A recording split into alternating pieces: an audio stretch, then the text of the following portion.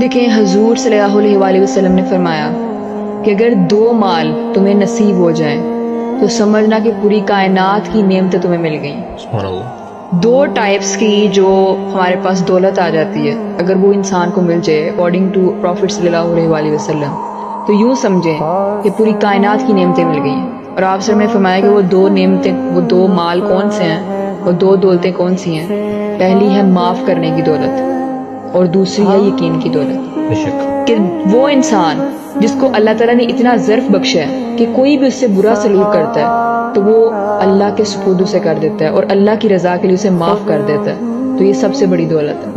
اور دوسری دولت ہے یقین کی دولت، کہ کچھ بھی ہو جائے، آپ کی زندگی کتنے ہی مشکلات حالات میں آ جائے، کتنی ہی مشکلات کا شکار ہو جائے، لیکن پھر بھی آپ کا اس بات پر یقین ہو کہ اللہ میرا مالک ہے، اس کی طرف سے یہ آزمائش ہے، اس کی طرف سے یہ ساری پریشانیاں ہیں، اس نے ہی مجھے ان مشکلات میں ڈالا ہے کہ میں اس کے قریب ہو جاؤں۔ جب یہ آپ کا یقین ہو تو یہ آپ کی سب سے بڑی دولت ہے۔ اللہ